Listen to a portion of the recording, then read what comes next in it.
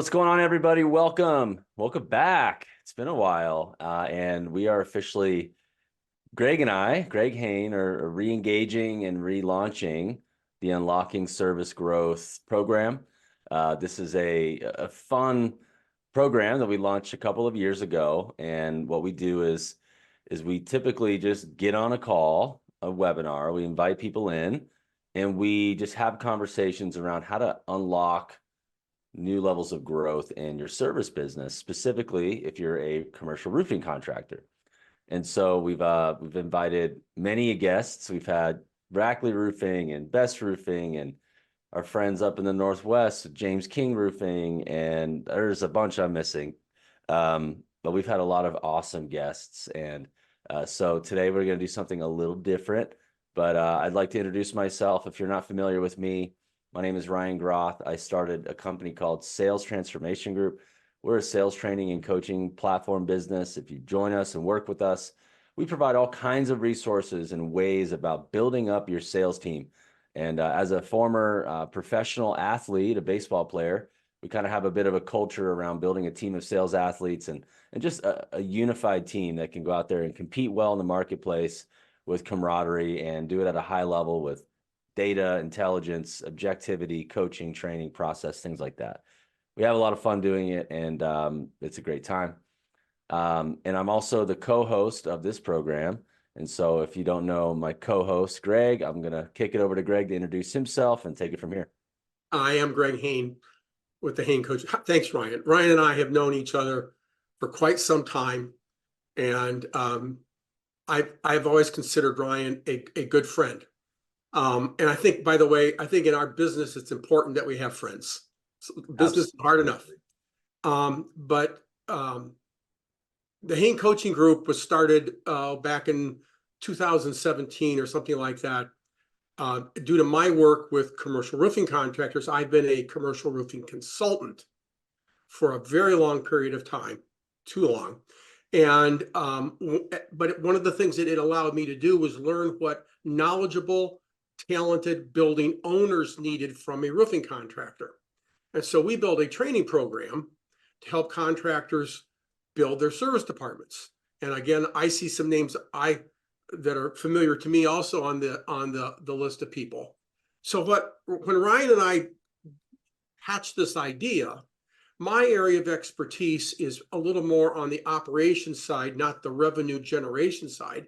Ryan's expertise is more on the revenue generation side, not the operations side. I said, why don't we come together and then we can interview people and we can bring both the revenue generation and the execution pieces into this. And so Unlocking Service Growth was born. Now, the last time we did this, the guest was me. Yeah. And Ryan interviewed me. And so this time Ryan is going to be the guest. And this has been different because we normally have someone from the outside come in. But I said to Ryan a while back, I said, we have something to contribute to this too. So that's what we want to do. And so I'm going to interview Ryan for a little while. I'm going to ask him some questions. If you have questions, and we want you to have questions, you can type them in the chat box. You can put them in the Q&A. We'll look at those, sort those out. And at some point after I'm finished exhausting him, then we'll turn it loose for you. But as you think of something, type it in. So Ryan, I want to start with something. What my experience has been, and I'm sure that you can relate to this, is that in service, we have to generate revenue. And there are 4 types of titles that I see that get applied to people that do that. One is business development, one is sales, one is account management, and one is called estimating. Yep. And I think it's important for the conversation that we're going to have with everyone today, if you would define what each of those means to you and how they are different, so that we're all on the same page. If we use a word, we all agree. Would you be kind enough to start with that, please? Yeah. Thanks for asking that. And I will just say this up front, that all of these functions need to be done And depending on the stage of your company, your organization may be structured as such where multiple people are doing each of these separately. And but you may have one person that's doing all of four of these. And that's actually okay, depending on how far and how long your business is, how many accounts you have, where your revenue is, number of trucks. So there is no silver bullet. Here's the only answer. There's different ways to skin this cat. And I've seen many different models be successful. Just depends on where you are, how fast you want to grow, all those things. So, so let's start with business development. So business development, think of business development as the door opener, somebody who is, I've seen a lot of females thrive in this role, although I've seen females thrive in sales as well and account management. Typically, they're handling a lot of the networking events. So think like BOMA, IFMA, lunch and learns, drop-ins. They're typically checking in on pipeline that's outstanding on deals that salespeople should be doing, but maybe they don't have the bandwidth to do, depending on their workflow and their workload. So, obviously I've seen men be successful in this as well. But this is a great place to put somebody who doesn't know anything about roofing necessarily. That's not closing deals. It's almost like a marketing budgeted expense. It's like, hey, we spend this much a year on marketing. Well, we have a $50, $60, $70,000 business development rep, and they're not necessarily closing deals. They're just warming up the market, building relationships, going to those events, scheduling lunch and learns, scheduling association gatherings, sponsoring events, managing some sort of a budget. It takes time. It takes, it's energy. It takes work, to do that. The other thing that I'll say is they typically start to meet everybody and form partnerships. And they also can, if they're really good, scheduling up and teeing up ongoing educational seminars and opportunities. So think relationship, partnership, face of the company in a networking sense. Okay. So that would be typically a business development rep and a person and a manager, what their role is. Very valuable, something that needs to be done, especially in commercial relationships are key. And we know that.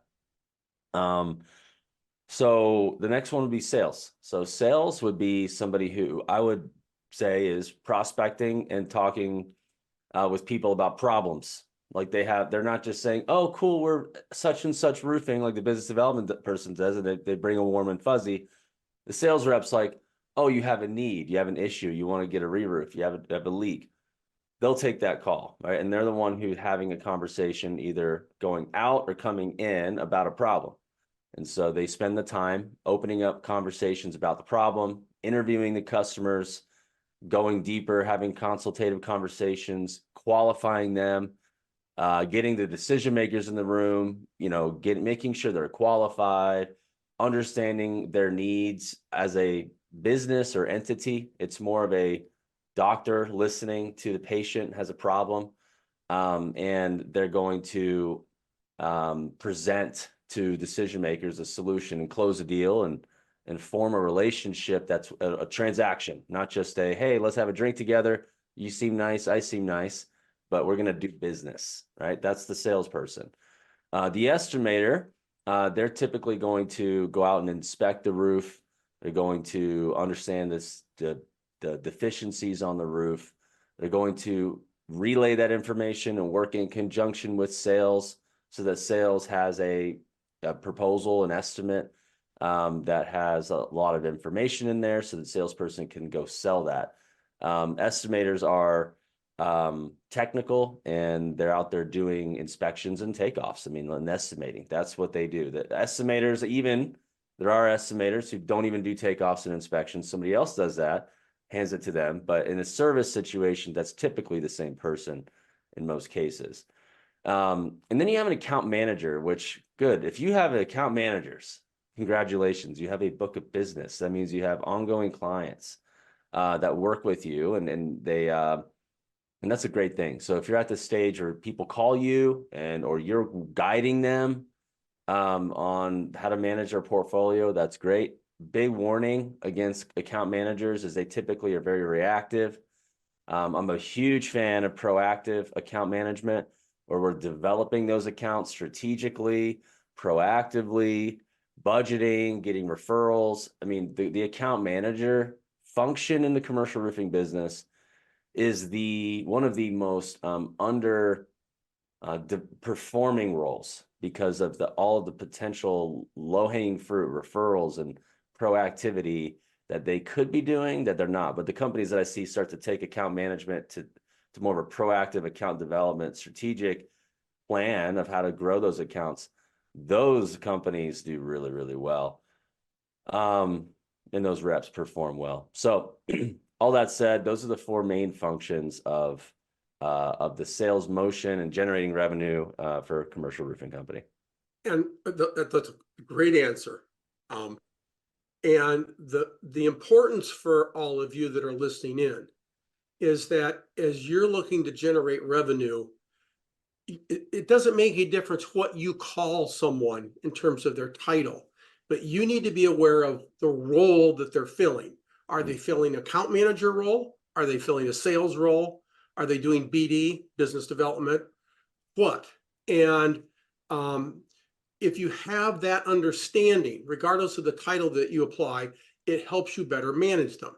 Now, Ryan and I did have some conversation before this, and I said, Ryan, what do you want me to ask you about? And he's given me a list of some things, but there's a couple other things that have come up that I have run into that I want to ask you about, and I'm going to do that as well. So in my role as trainer of roofing contractor service departments, and also as I facilitate peer groups, we have contractors come in and they say, well, I hired a salesman, and 6 months later, they go, well, I had to let them go, and it's my fault. So, Ryan, I'm being very generic here, but I've seen this happen so many times. They hire their first salesperson. It's not an account manager. It's not an estimator. It's not BD. It's a salesperson, and they fail. Now, they fail because they didn't sell enough. Okay. What's the number one reason they fail? Number one reason is poor leadership.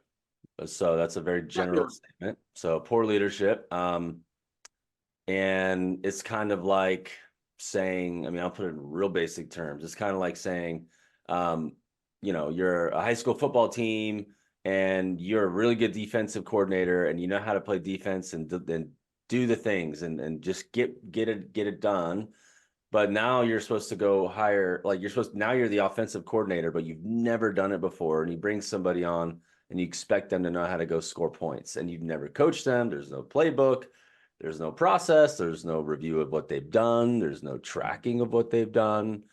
And you just magically think it's going to turn into something. So I think that people greatly underestimate the amount of time that it takes. But once you kind of cross that chasm, it changes. Like, for example, let me give you an example.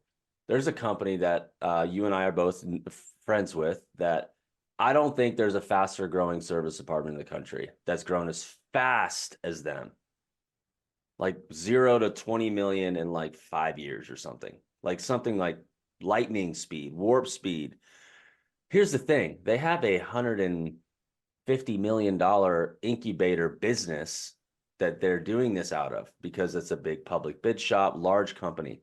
They're pumping salaries, commissions, team members, growth, marketing, and they're putting a lot of money into it, right? So what I'm trying to say is, you're kind of like, hey, I'm gonna go get this go-kart engine, and I'm gonna stick it into my company, and I'm gonna just say go, and expect it to turn the service department into this big cooking machine.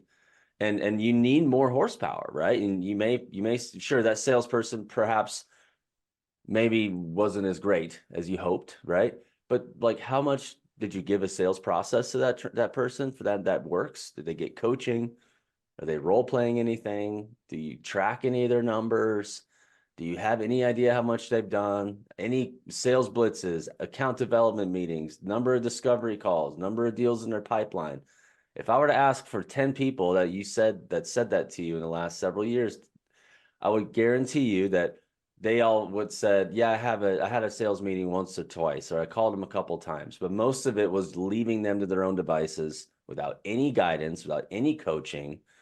And you expect them to be this rock star that's going to like turn your company into a, multi-million-dollar service department. And I think that's just the wrong expectation. And we all know things take time and skills take time to develop. But the faster you develop and reinforce the skills, whether it's hunting, asking the right questions, knowing your sales process, updating your CRM, managing your pipeline, following up, attending the networking event, like all the little things. That's just 4 or 5 things I listed amongst many that a sales organization needs to do. And so what I'm saying is when you do it right and you set up the environment for them to succeed and you give them enough time and expect some failure and then they start to pick up, it's pretty amazing. And but yeah, that's the long answer to why it fails. It's a very good answer. And so we're going to go back to the leadership piece in a minute, but I want to take a little detour over into this weeds to the side here. And the question I have is this. One of the questions that always comes up is, now we're talking about not BD, not account management, not estimating. We're talking about a salesperson. Okay. If we're going to hire a salesperson, is it better to hire someone that knows how to sell but doesn't know roofing, or is it better to hire somebody that knows roofing but doesn't know how to sell? Well, I'm gonna go ahead and present a case for both because I'm not gonna sit there and do a hard no on one. I'm gonna present a case for both. Sure. You have a roofer who knows roofing. That person that they're dealing with probably feels pretty comfortable pretty quickly. They're not gonna come across as aggressive. They're gonna just be helpful, and all that is nice. You're gonna make them feel good, but the problem is those roofers who don't have sales skills end up giving a lot of free consulting. They make them feel good, but they get their price shopped out with somebody else. You're not dealing with the decision makers. They don't ask for the sale. They're just not professional salespeople yet, and they know roofing, so people like that, right? People like that. But what I don't like is that they don't put up numbers if they don't know have sales skills. I don't like that. Okay, I want to see them win. What I like about professional salespeople is that they do things like prospect. They do things like set up meetings. They do things like work LinkedIn. They do things like get to the actual decision makers. They do things like find out their prior history and who they're working with and who they're competing against and what other roofer company that they maybe worked with before. They found out their frustrations with the roofing company they worked with before, and they create some polarity and create a gap and kind of wedge themselves in and find a way to sell the value. And they're doing all that heavy lifting. That's actual sales lifting, right? That's actual sales heavy lifting. And sure, roofing knowledge is going to really help, right? You win a lot, lose a lot of jobs at the estimating table. But if you can centralize that expertise, it's easier to hire salespeople that are salespeople, like hunters that want to win, competitive, professional, put them into this environment, treat them, coach them, train them, hold them to a high standard. It's easier to find those people to collaborate with technical people. And also you're going to, most roofers aren't going to be like, yeah, I love pounding the doors. I love calling people. I love walking in cold. I love going probably not, but probably not thinking they love doing that. But they're like, oh man, I can geek out on a roof. Look at this problem. Look at this problem. Look at this problem, right? At the end of the day, you need activity. And if you want to just grow based on doing good work and referrals and unsolicited referrals and accounts, you're going to grow a little bit every year, and it's going to be profitable and it's not going to be risky. I promise you, you're going to love it. Okay. But if you want to grow and not stay stuck, you're going to have to put activity and resources on sales activity, and not just high level of activity, but skilled activity. Now we're really getting exciting.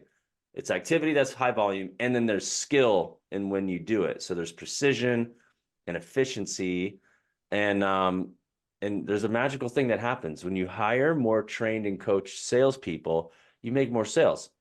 You just hire more, you'll make more. It's kind of crazy, and so it's like, oh, I got this one person. Okay, well, okay. I think it's interesting. Some of the clients we work with that now has 6, 7, 8 outside salespeople, they make more sales. It's kind of magical. So I'm not sure that you and I are on exactly. I'm not exactly sure who this contractor is that we were just talking about. That's up to about 20 million in a short period of time. Yeah. But I know one like that, and their salespeople never go on roofs.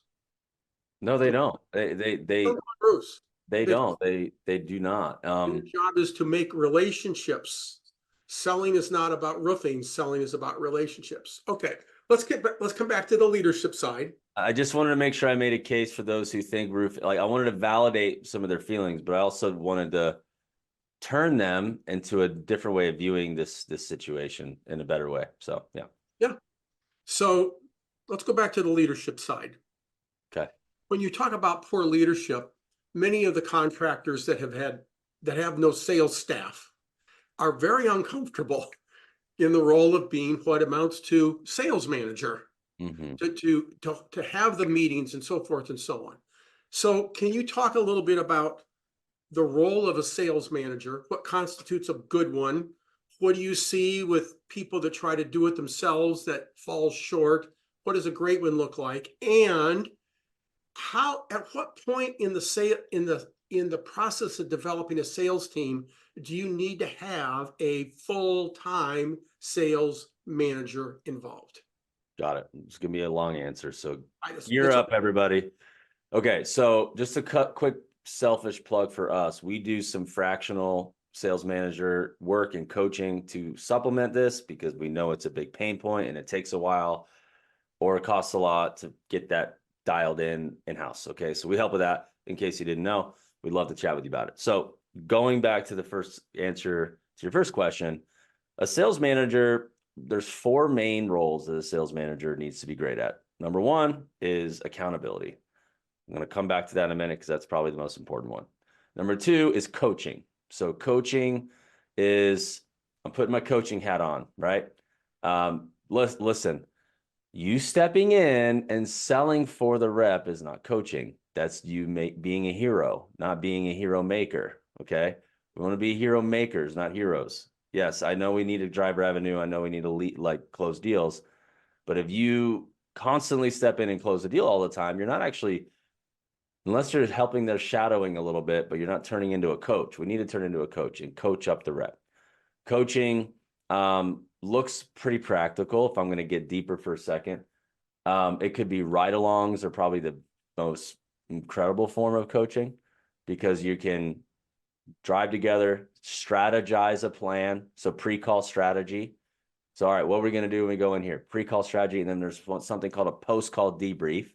So that we have a sales process that's a baseball diamond. It has milestones. We know exactly where we are on it. And what we could do is reference when we go backward on a post-call debrief where the wheels fell off somewhere, right?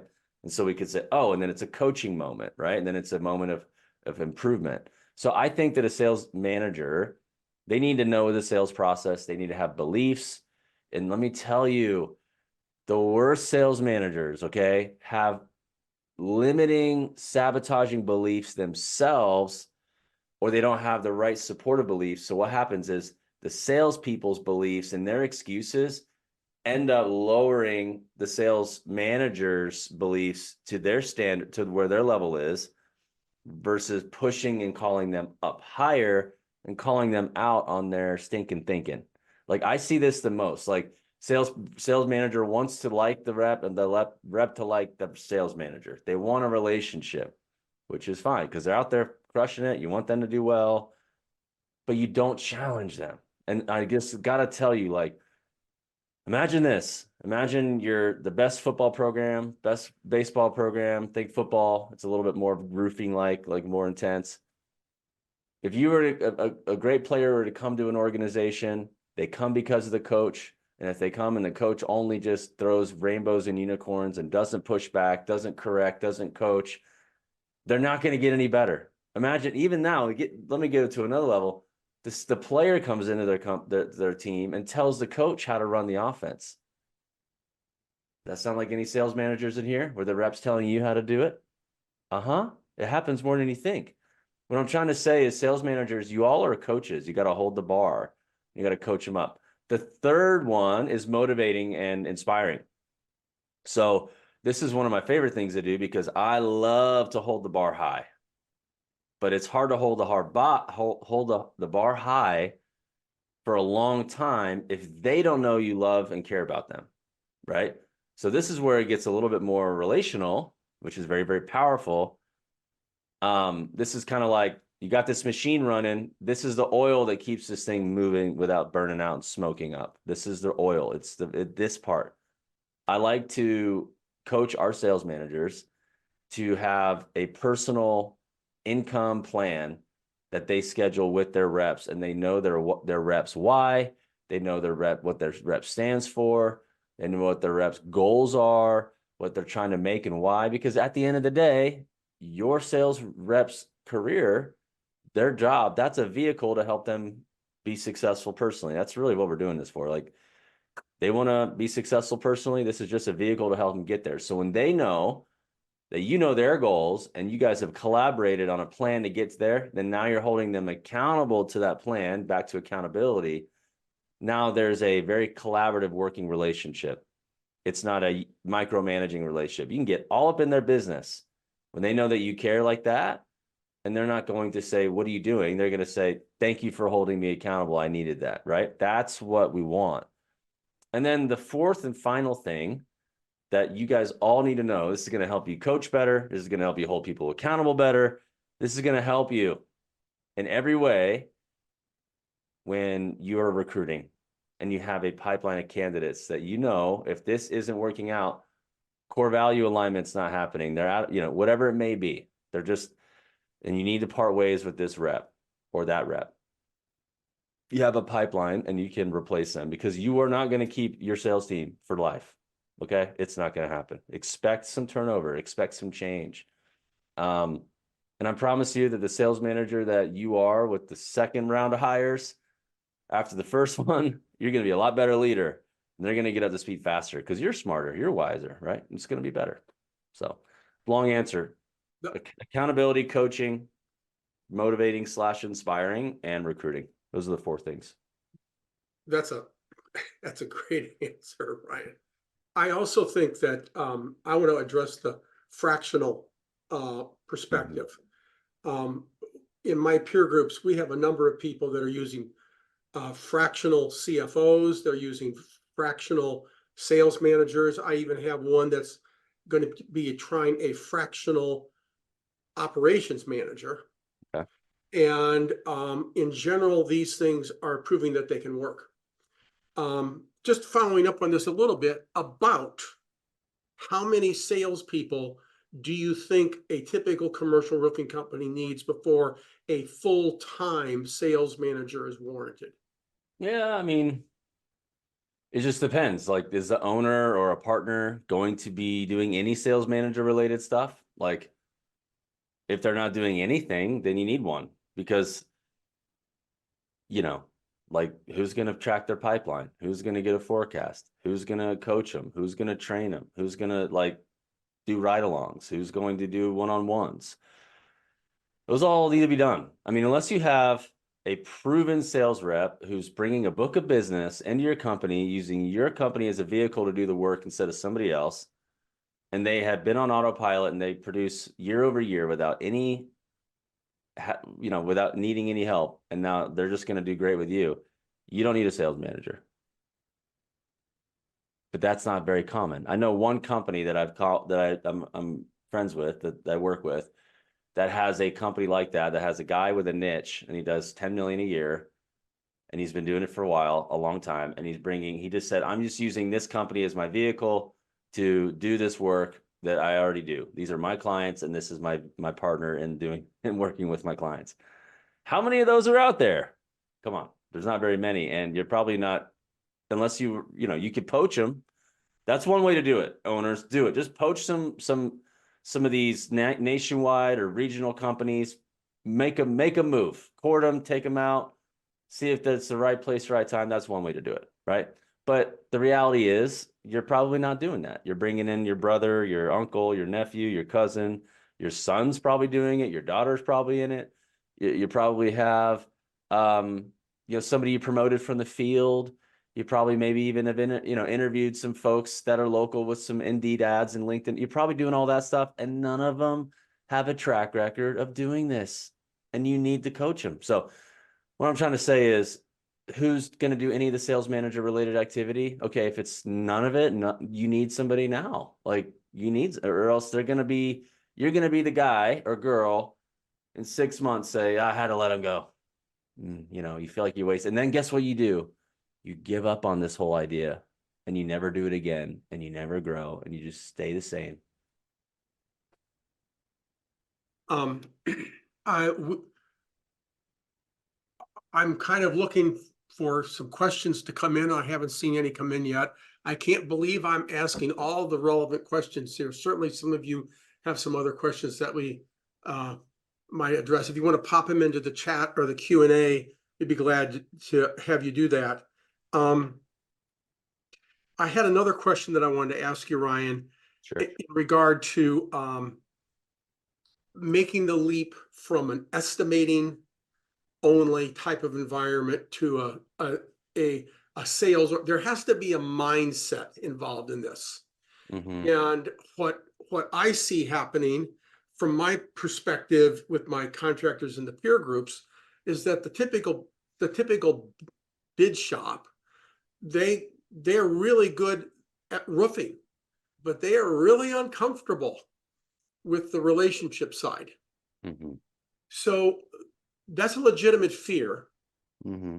What other kinds of fears do you see, or how would you coach an owner to look at this transitional process to being more of a sales-driven organization? How can they think about this? I see some names on here that I know, and it's like some of those names, they could benefit from having more of a sales-driven organization.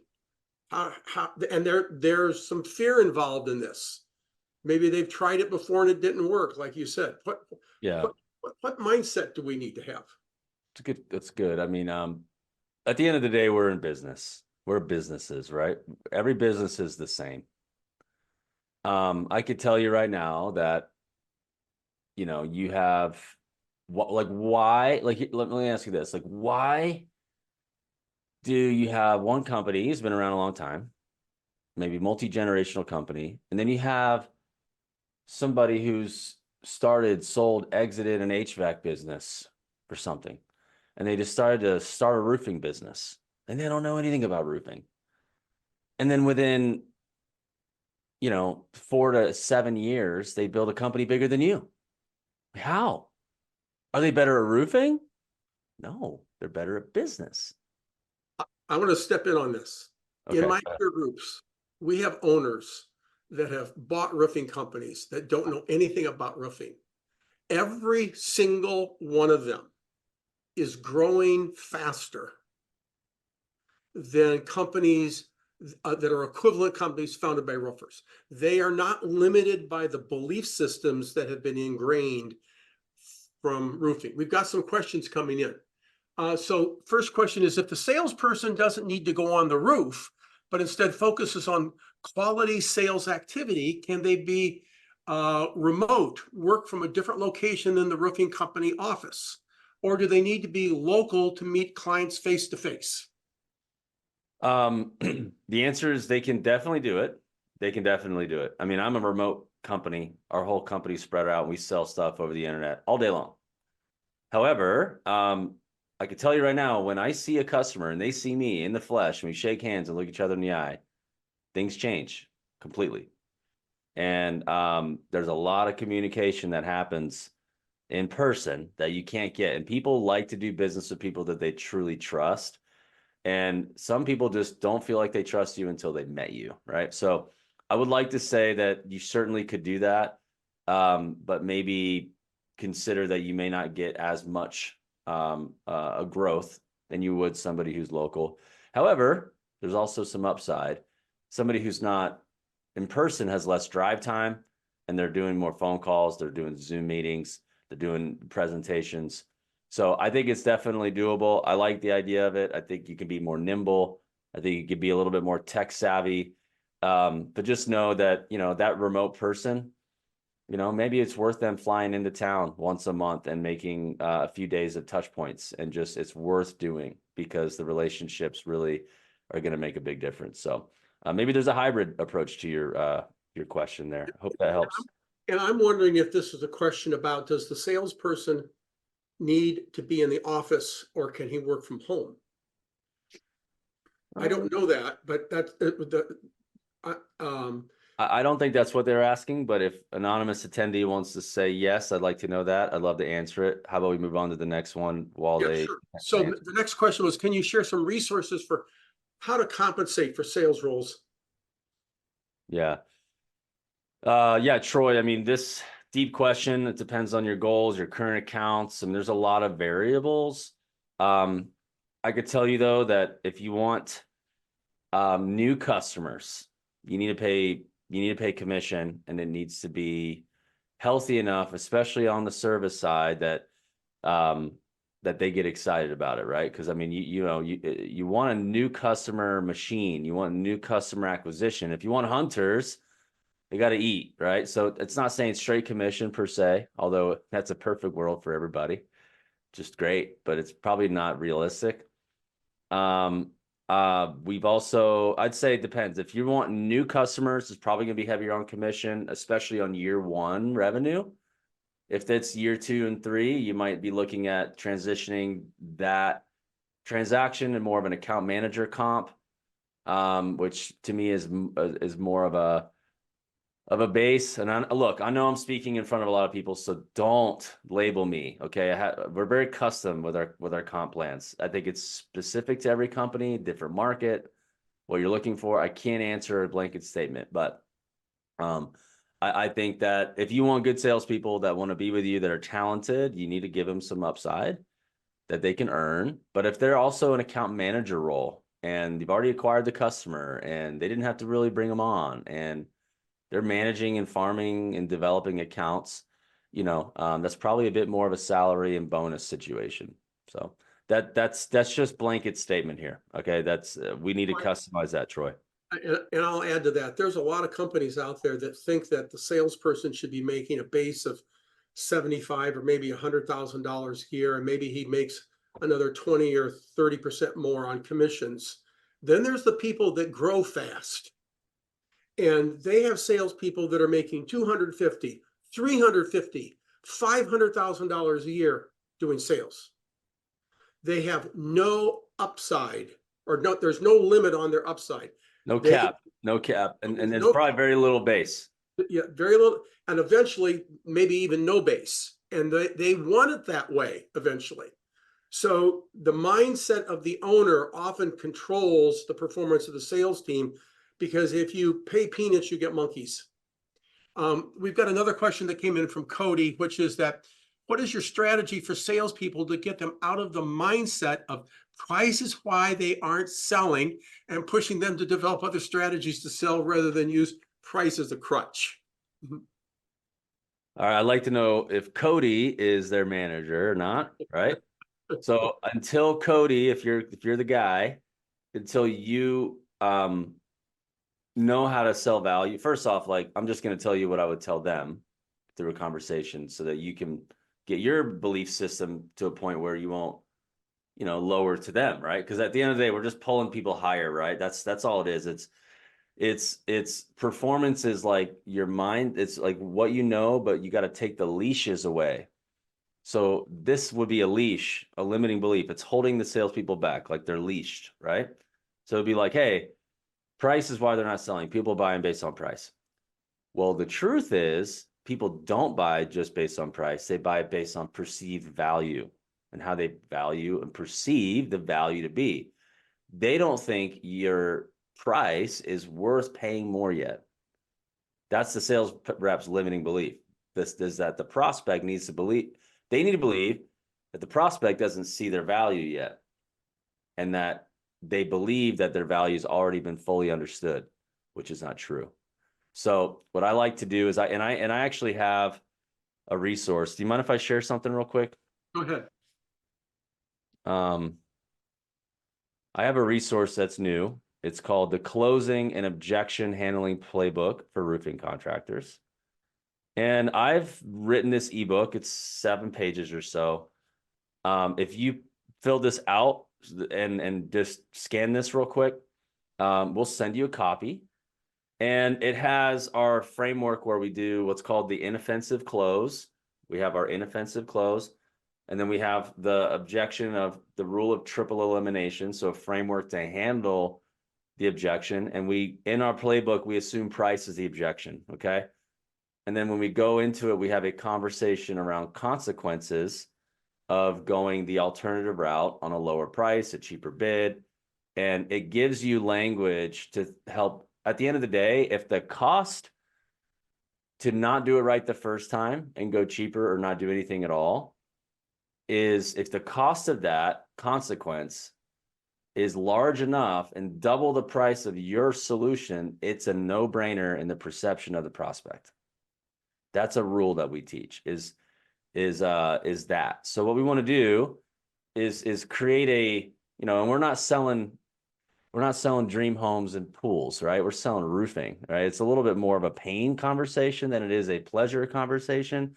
So we need to sit, and I like to call it that hot tub of pain, and let the bubbles of consequence float up in the conversation. We just want them flowing, the jet streams of just the frustrations that they're going to feel. And I know that feels uncomfortable, but let me tell you, when the prospect starts to talk about those problems, they feel helped by you, actually, not sold, because you're helping guide them away from a poor choice for their business. Okay. So if you guys want some guidance on that, this is a good resource for you. And because at the end of the day, value is in the eye of the buyer. It's in the eye of the beholder. Sales reps need to be better at creating a better value, right? At the end of the day, if they do a different route, it's going to cost them more than spending a little bit more to do it right the first time with you. If we can get people to see that, and you as a rep, because here's the deal. Leaders of sales reps are always imposing their beliefs on the sales reps, whether they know it or not, whether they realize it or not. Therefore, sales reps are always imposing their beliefs on customers, whether they know it or not, whether they realize it or not. So your mindset is everything. And if the sales rep can start to realize, man, they don't perceive my value the way that I do, then don't get all frustrated and bent out of shape about it. Let's coach them on how to have that conversation. And when they do that, that changes the game for them. So I hope that helps. But that's a mindset thing. It's a leadership thing. It's a coaching thing. And most every rep struggles with this, but when they start to overcome it, they know how to navigate it without getting rattled and without feeling frustrated, and they sell the value. So I hope that helps, Cody. And going back to the anonymous, where we asked whether this was about someone working from home or not, they responded that, no, this is working out of the area. And we should point out, Ryan, that there are many companies here in the country that have a national footprint. The roofers do. Mm-hmm. And so a salesperson will hop on a plane in Chicago and they'll fly to Dallas, or they'll fly to Los Angeles to build a face-to-face relationship with people. So you just got to travel. But basically, yeah, remote's fine. Just make sure you take time to carve out to visit clients and to see prospects, and that'll work. And Cody indicated that he's a production manager working with a sales manager to develop better margins. Cool. Yeah. We'd be happy to help, Cody. If you guys need some outside voices, we're definitely keen on that. So and I want to weigh on this in a little bit on this, because on the service side, one of the things I've discovered working with contractors, or the thing that I tell them, is if you are having a conversation in service, this is not production, service, but if you're having a conversation with a client and prices come up, your service isn't good enough. Because when your service is what your service needs to be, they don't ask what the price is, they just pay it. They're so happy to get someone that can make the pain go away. And this also translates to the production side. It does, doesn't it, Ryan? Yeah, absolutely. And look, if you salespeople need to know the horror stories. If they're looking at this and they're working with you and they never spent more to work with a service company that does it like this, they have bad stories. You know it. Let me tell you, the best leverage you can get, I like to call it, just take like you go to a movie, right? And you're eating popcorn, you're just like watching the movie. When the sales rep takes that bag of popcorn and they're like, tell me more about that. So when that happened, and they start to go down this path of high definition imagery of how bad it was for them to work with the folks that they had worked with and got the results that they didn't get, or whatever, the experience that they didn't get. And then they talk about price. We always have something to go back to, right? Because that's a feeling, an emotion, and a cost that they don't want to incur again, right? They don't want to experience again. So that's sales activity right there. Just asking good questions and interviewing and understanding their current situation. All that is leverage to sell and position our value. We have another question that's coming from anonymous, maybe a different anonymous, I don't know, but how do you foster a culture of time consciousness and efficiency within the roofing service team? You want to take that one, Greg? I'm not sure I understand the question. Yeah, it seems more like a time in the field, perhaps. So I don't know if this is when they say roofing service team, I don't know if that's a question about service or if it's a question about sales. And I Clarify, anonymous, if you don't mind, just clarify for us. that, please. I'm not sure we understand. And I want to I know we're closing here in the next few minutes, but I just want to invite everybody here. If Greg, I know you've got a lot of folks that have worked with us, and we work with a good amount of people and help them with their sales team, building up their sales team, their structure, process, coaching, leadership.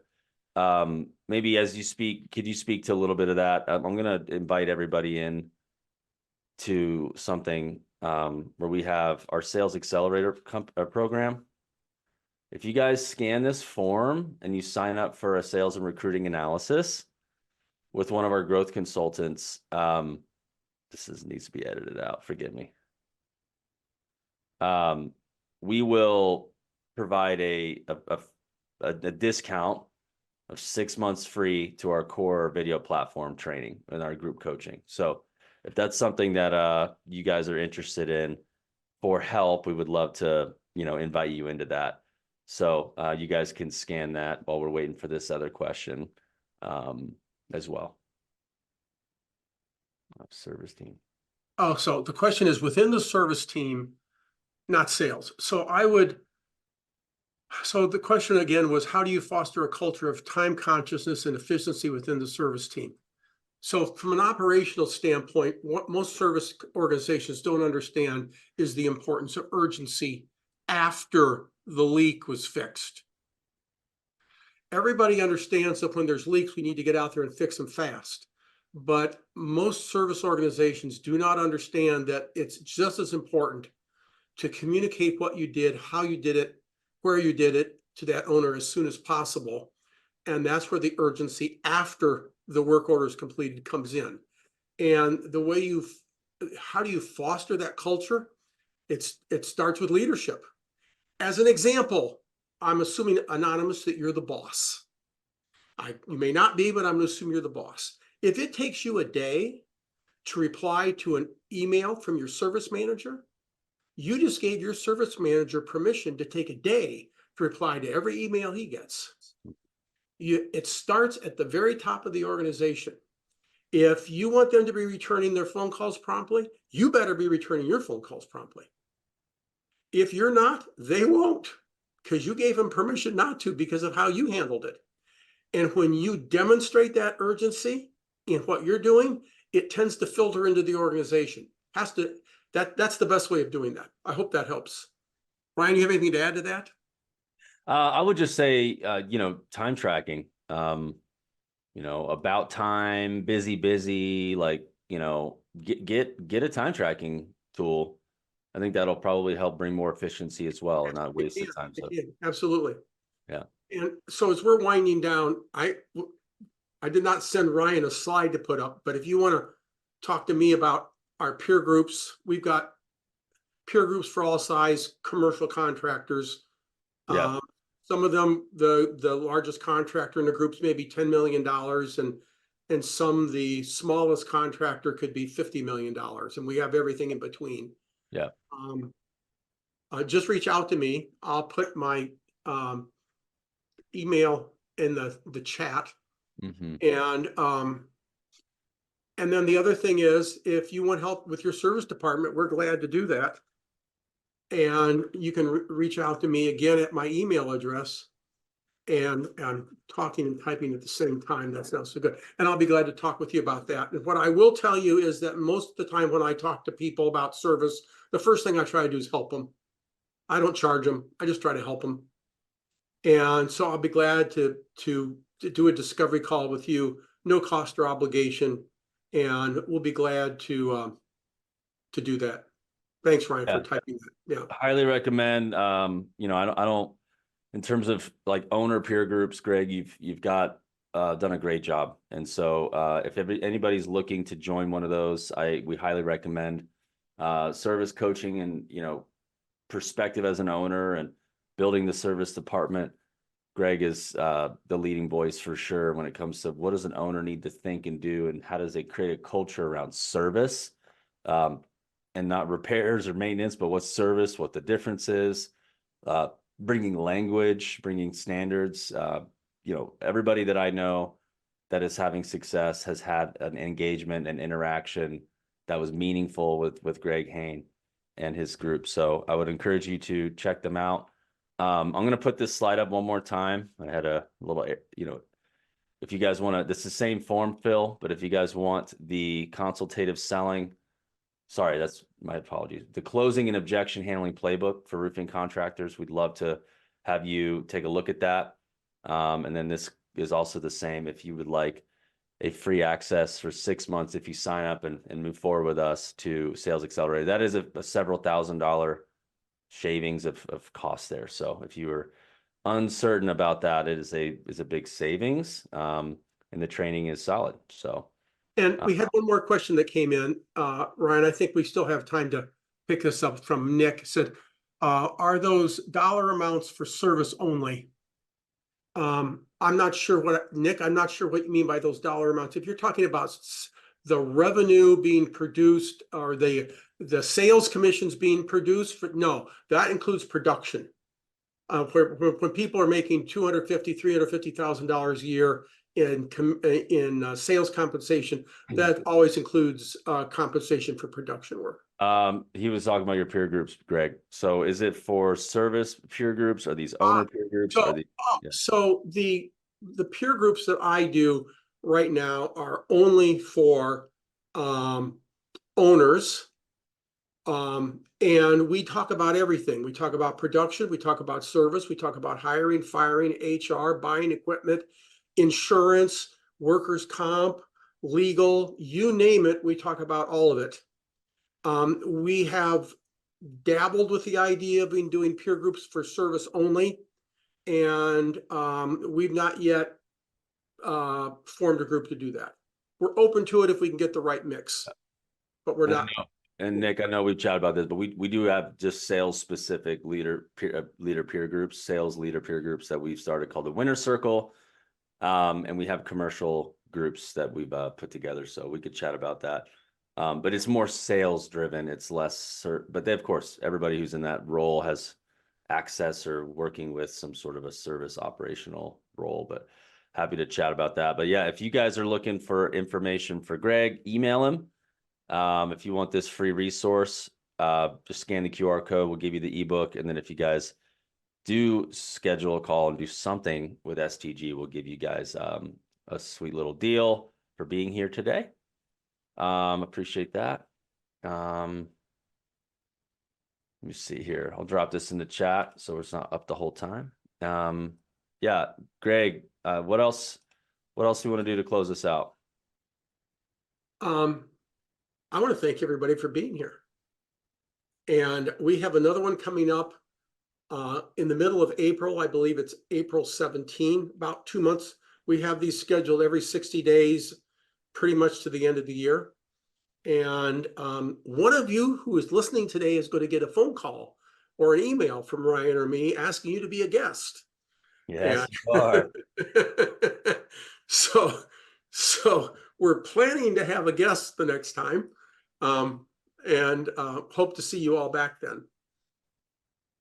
We realized that Greg emailed or just posted just the hosts and panelists before. I've added everybody, Greg at HaneCoachingGroup.com for peer group and service coaching discovery call to learn more. Thank you. If you guys open up that link that I put there, you guys can get that that PDF ebook and also take advantage of an offer. If you've not worked with us yet, we'd love to give you an opportunity, invite you in. All right, real quick, what else is can we share the industry updates? Any news, anything we can give our group? IRE was great. I didn't go. First year I've not gone in quite some time. Yeah, it was great this year. It's time to time to get after it. It's going to be springtime and summer soon. It's going to be quite busy. So this is still the right time to invest into your business, your structure, your training, to learn, sharpen your saw. Cody Odell, just nice plug for you, Greg. Yeah, thanks, Cody. Yeah. Yeah. And by the way, everyone, the world is changing. And to the degree that you're trying to do those things today, the way you did them 10 years ago or 30 years ago, it's not working the same. And the people that are really growing a lot and making huge EBITDAs also are the people that are embracing not just what Ryan and I are doing, but they're embracing just all new ideas. And all of these new ideas are not just about how to get the roof put on. It's about innovative ways of going to market, innovative ways of thinking about business, and their businesses are growing because of it. Maybe we should do a thing on that sometime, Ryan. For sure. That's good. Well, everybody, thank you for your time. We'll give you a couple minutes to get to your next meeting. Appreciate the show out. Very high percentage of those registered did attend. So very grateful for you guys. Yes, we are. Yeah, thank y'all. Yeah, if you guys have any questions, want to connect with us, you guys know how to. God bless you. Go get better. Go make your businesses better. And let's have a great year. We'll see you in about 60 days. We'll do another one of these. Thanks, everyone. Be on the lookout. See ya.